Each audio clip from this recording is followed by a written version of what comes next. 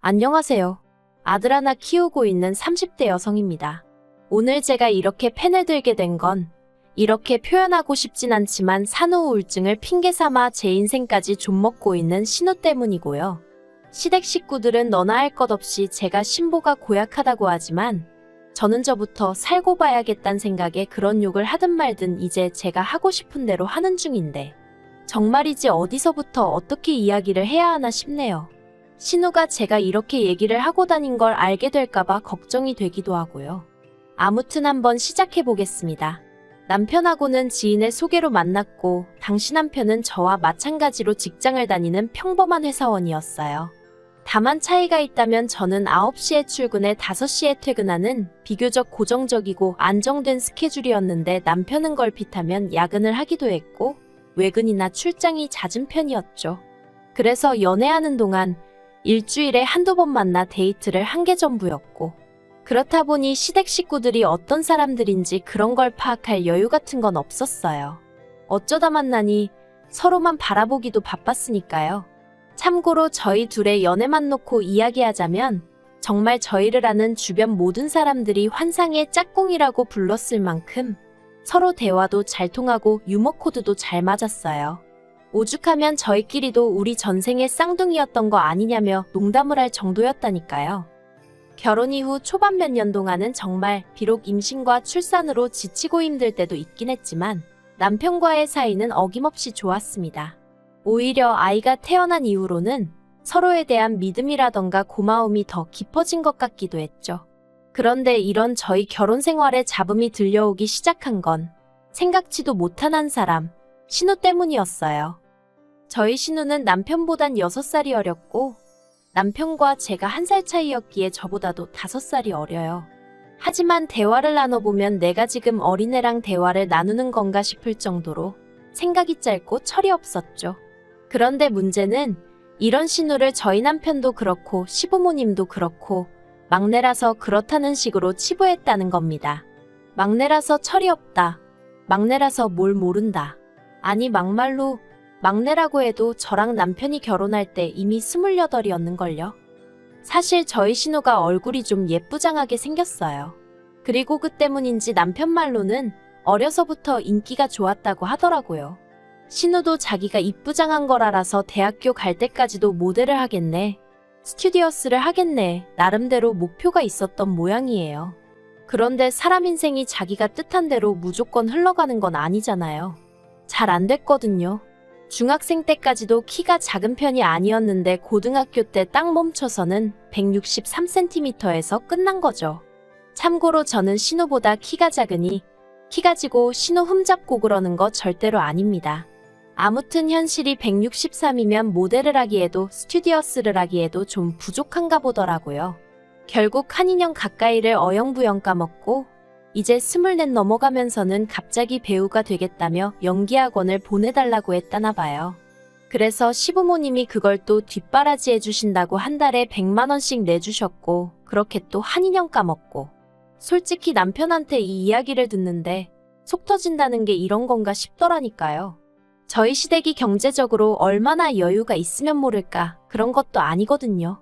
아, 그리고 결국 지풀에 지가 지쳤는지 누가 대놓고 뭐라 하지도 않았는데 못하겠다며 두 손 두 발 다 들더래요. 이후로는 아르바이트를 전전하며 살기 시작했고요. 그런데 그런 신우가 저희의 두 돌쯤 지나갈 때 쇼킹한 이야기를 꺼내왔습니다. 임신을 했다는 거예요. 저를 포함한 모든 시댁 식구들이 신우에게 남자친구가 있다는 걸 알지 못했는데 뜬금없이 임신이라니. 특히나 어머님은 거의 뒤로 쓰러지실 뻔하셨죠. 이내 아버님이 애 아빠가 누구냐 물으니 신우가 아르바이트하는 식당 사장이랍니다. 신우보단 10살이 많았고요. 그리고 그날부터 저희 시댁은 완전히 초상집 분위기가 따로 없었습니다. 제가 비록 시부모님과 같이 살진 않았지만 이틀에 한 번꼴로 어머님과 통화를 하다 보니 어머님 목소리만 들어도 어느 정도 상황 파악을 할 수 있었거든요. 어머님께선 하루는 죽어도 이 결혼은 못 시킨다 하시다가 또 하루는 안 시키면 별 수 있냐 하셨다가 그리고 결국 자식이기는 부모 없다고 신우랑 그 식당 사장이랑 결혼하는 걸 허락해 주셨지요. 그런데 그 둘이 결혼하고 얼마 안 가 신우가 애를 낳았는데 제가 남의 가정사를 정확히 알진 못하지만 신우와 심해부 사이에 뭔가 문제가 생긴 눈치였어요. 심해부가 어머님 아버님 그리고 저희 부부까지 다 있는 자리에서 신우에게 면박을 주는 일도 있었고 신우가 울면서 저희 남편에게 전화해 하소연을 하는 일도 잦아져만 갔거든요. 그리고 이내 시조카가 돌이 되기도 전에 이혼을 한 해 만에 소리가 나오더니 결국 돌잔치도 안 하고 이혼하대요. 정말이지 두 사람 사이에 무슨 일이 있었건 간에 옆에서 지켜보는데 어이가 없었습니다. 멀쩡한 아가씨 신세 망쳐놓고 애는 무슨 젠가 싶고 제가 신우랑 얼마나 사이가 가깝고 돈독했던 건 아니지만 그래도 심해부 뒤통수라도 한 대 딱 갈겨버리고 싶은 심정이었다니까요. 그런데 이후로 생각지도 못한 일이 벌어졌습니다. 신우의 이혼이 제 생활을 고달프게 만들었거든요. 시작은 신우의 우울증이었어요. 사실 우울증인지 뭔지 아무도 정확히 몰라요. 신우가 자기 스스로 자긴 우울증이다 하니까 그런가 보다 했던 거지. 솔직히 말이 나와서 말이지만 처음부터 지금까지 저는 신우가 의사라도 한번 만나서 정확하게 이야기를 들어봤으면 했는데 이런 이야기를 꺼내면 신우는 물론이고 다른 가족들도 저를 무슨 피도 눈물도 없는 사람 마냥 취급을 하더라고요. 아무튼 신우는 그렇게 우울증을 핑계로 이혼하고 얼마 지나지 않아 애를 내버려둔 채 집을 나갔습니다. 머릿속을 정리 좀 하고 오겠다는 문자 하나 덜렁 어머님과 저에게 남겨뒀는데 문제는 어머님은 건강이 좋지 않으셨고 그렇다 보니 졸지에 신우 애가 제 차지가 되었다는 거죠. 솔직히 상황 자체가 짜증은 났지만 그래 신우도 오죽 답답하면 그랬을까 싶어서 좋은 마음으로 애를 봐줬어요. 그런데 이런 제 마음을 신우가 그렇게 이용해 먹을 줄은 몰랐습니다. 주말이 지나 집에 돌아온 신우는 이후로 주말만 되면 우울증을 핑계로 바람을 쐬고 싶단 핑계로 시조카를 저희 집에 맡기기 시작했으니까요. 이게 바로 호의가 반복되면 권리인 줄 안다는 건가. 아무리 좋은 쪽으로 생각하려고 해도 더는 안 되겠다 싶대요. 저도 사람인데 주말엔 밀린 집안일 좀 해놓고는 우리 가족끼리 시간을 보내고 싶었고 쉬고 싶었으니까요. 그래서 결국 반년 만에 신우한테 더는 시조카 데리고 오지 말라고 했어요. 나도 너무 힘들고 피곤하다고요. 그리고 이런 말까진 안 했지만 신우가 우울증이라곤 했어도 저한테 주말에 시조카를 맡기고 나면 룰루랄라 여기저기 잘 도다니는 눈치던걸요. 저는 주말 내내 저희 애도 애지만 시조카랑 씨름을 하느라 죽을 맛이었는데 그런데 그렇게 한 한 달 정도 시조카를 안 봐줬더니 또 집을 나가대요. 또 그놈의 문자 하나만 덜렁 남겨놓고는 물론 시부모님도 그렇고 저희 남편도 그렇고 난리가 났어요. 신우가 나쁜 마음이라도 먹으면 어떡하냐면서요. 그런데 웃긴 건 은근히 이렇게 된 게 저 때문이란 식으로 몰아가더라고요. 그간 잘 봐주던 애를 갑자기 안 봐준다고 하니 신우가 얼마나 서운했으면 그랬겠냐면서. 아니 어떤 애 엄마가 남이 자기 애 안 봐준다고 서운하다고 애만 남겨놓고 집을 나가요? 그게 제정신인가요? 어쨌든 뒤에서 저한테 뭐라고 하던지 말던지 신경 끄고 시조카도 집으로 안 데려왔어요. 이러다간 영원히 이 굴레에서 벗어날 수 없겠구나 싶었거든요. 그리고 그럼 그렇지 3일 만에 신우가 돌아왔습니다. 그리고 지난 3일 동안은 시조카를 저희 시부모님이 맡아주고 계셨는데요. 시부모님이 제가 아닌 남편에게 애가 잠도 안 자고 왜 이렇게 까탈스럽냐면서 하소연을 하시더랍니다. 남편은 그 이야기를 전하면서 제가 조금이라도 시부모님한테 안타까운 마음을 갖길 바라는 눈치였는데 저는 거봐요. 힘드시죠? 이 생각뿐이었어요. 드디어 나를 좀 이해해 주시겠구나 하는 기대도 있었고요. 그런데 신우가 돌아오고 이틀 뒤인가 시부모님이 가족회의를 하자며 자리를 만드시더니 시조카를 앞으로 새 집이나 넣어서 돌아가며 봐주자는 말도 안 되는 얘기를 꺼내셨습니다. 평일 월 화수는 신우가 목금은 시부모님이 그리고 주말은 저희가 봐주라고요. 그래놓곤 어머님 아버님이 저더러 이러면 너도 불만 없지 하시는데 아니 애시당초 신우애는 신우가 키워야지. 황당하기 짝이 없었어요.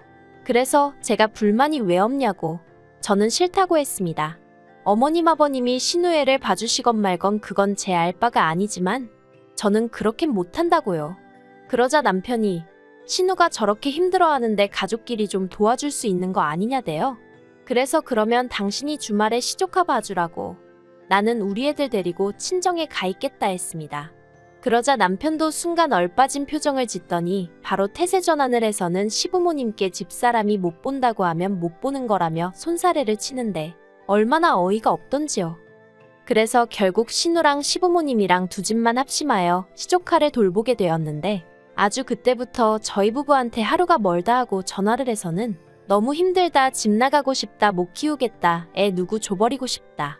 정말 엄마라는 사람이 저런 소리를 하는 게 말이 되나 싶을 정도로 아무 말이나 하더라고요. 그래도 눈 하나 깜짝 안 했어요. 저러고 사는 것도 자기들 팔자다 싶었고 저는 저 나름대로 그 전에 할 만큼 했다 싶었기에 더는 애 보는 문제로 얽히기 싫었으니까요. 그런데 몇 달 지나서 황당한 이야기를 들었습니다. 신우가 또 임신을 했다는 거예요. 남자친구가 있는지도 몰랐는데 그렇게 애 보는 걸로 힘들다고 난리더니 무슨 애를 또 가졌다는 건지. 아무리 남편 여동생이라지만 한심하고 짜증도 나고. 그래서 어떻게 된 일이냐고 남편에게 물으니 이혼하고 얼마 지나지 않아서부터 원래 동네 친구처럼 지내던 남자랑 연애를 시작했답니다. 그리고 얼마 전부터 몸이 안 좋네 이상하네 그러더니 임신을 해서 그랬던 모양이라나요. 듣는 내내 기도 안 찼어요. 툭하면 임신부터 하는 것도 재주라면 재주인가 싶기도 하고 어이없단 생각밖에 안 들었죠. 게다가 얼마 후 시부모님이 꺼내신 이야기는 더 황당했습니다. 이제 신우도 새 출발을 해야 할 거 아니냐면서 앞으로 신우가 애를 보던 날은 제가 담당을 해야 할 것 같다는 거예요. 사람이 너무 기가 막히면 말이 안 나온다는 게 이런 건가 싶대요. 순간 정말 멍해지는 기분이었죠.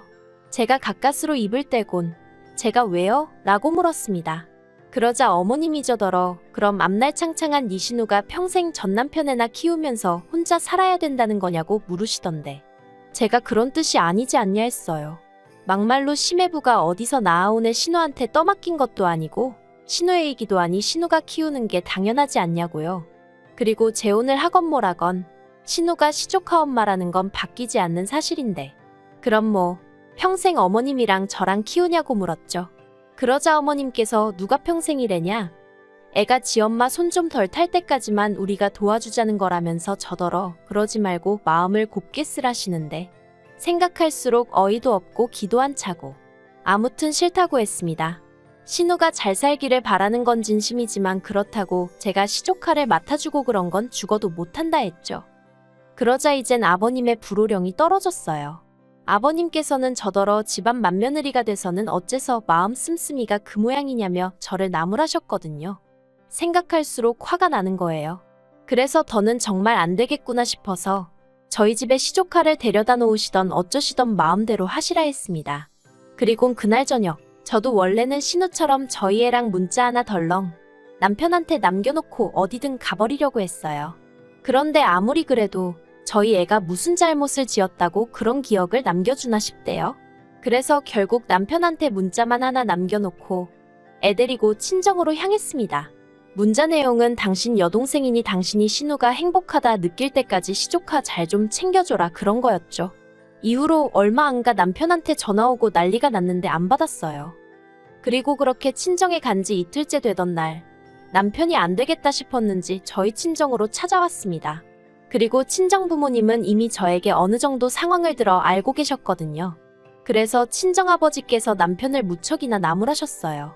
저를 시집 보낼 땐 저 잘 살라고 보낸 거지 모자란 신우 뒷바라지나 하라고 보낸 게 아니었다 하시면서요. 그러면서 여기서 확실히 하라고 차라리 내 딸이랑 이혼을 하던지 아니면 부모님과 단판을 짓고 오던지 하곤 딱 잘라 말씀하시는데 솔직히 좀 든든하더라고요. 참고로 저희 친정부모님은 결혼한 자식이래 부모가 나서는 건 보기 좋지 않다며 웬만해선 간섭은커녕 이렇다 저렇다 네가 잘했다 잘못했다 그런 말씀도 쉽게 입에 올리지 않는 분들이세요. 그래서 이렇게까지 친정아버지가 단호하게 나가실 줄은 몰랐는데 제 속이 다 후련하더라니까요. 아무튼 남편은 몇 번이나 저희 친정부모님께 죄송하다 고개를 숙였고 저에게도 자기가 시부모님과 확실히 단판을 지을 테니 이제 그만 집에 가자며 통사정을 하대요. 그래서 일단 다시 집으로 향했습니다. 솔직히 출근 문제도 있고 친정에 언제까지 있을 만한 여건이 못 되기도 했고요. 그리고 남편은 약속대로 제가 보는 앞에서 시부모님과 신우에게 차례로 전화를 걸어 앞으로 시조카 보는 일에 있어 우리 식구 끌어들이지 말라고 말을 했어요. 그러자 스피커 모드가 아니었음에도 불구하고 시부모님의 역정내는 소리와 신우의 질질 짜는 울음소리가 고스란히 전해져 왔습니다. 시부모님께선 네가 오빠가 맞냐, 네 마누라가 시켰냐, 니들만 잘 살면 다냐, 네 동생 불쌍하지도 않냐? 그러자 남편도 이러다 자기까지 이혼당하면 어쩔 거냐고, 어머니 아버지가 저 책임져 주실 거냐고, 그땐 우리 애도 키워주실 거냐고 악을 써대더라고요. 전속으로 이혼하면 누가 애를 자기 준댔나 그런 생각도 잠깐 했지만 아무튼 그러고 나니까 어머님 아버님도 아차 싶으셨던 건지 한풀 기세가 꺼기시대요. 그리고 신우는 뭐 오빠가 이러는 게 내 태교에 지금 얼마나 안 좋은 영향을 끼치는지 아냐 어쩌냐 하는데 남편이 그런 신우더러 너도 생각이란 걸 좀 하고 살라며 화를 냈어요. 그리고는 이런저런 말을 더 하긴 했는데 차마 여기에 적긴 좀 그렇고요. 아무튼 신우가 아주 대성통곡을 하고 난리도 아니었죠. 한편 남편 속이 어떤지는 몰라도 저희 집엔 평화가 찾아왔습니다. 적어도 저는 마음이 편해졌으니까요. 그 통화를 마지막으로 더는 시부모님이나 신우가 시조카 문제로 저한테 연락해오지 않고 저도 덕분에 모처럼 마음 편한 날들을 보내고 있습니다. 신우 결혼이 어떻게 진행이 되고 있는지 그런 건 하나도 몰라요. 괜히 궁금해했다가 이거 해달라 저거 해달라 그런 얘기나 듣게 될까봐 무서워서 말을 안 하고 있거든요. 나중에 시조카가 커서 자기 어렸을 때 이런 일이 있었다는 걸 알게 되면 마음이 얼마나 안 좋을까 그거 하나만 좀 걱정이 됩니다만 그것도 제가 상관할 바는 아니겠죠. 아무튼 결과적으로 시댁 식구들하고는 멀어지게 되었지만 그것마저 다행이다 싶어요.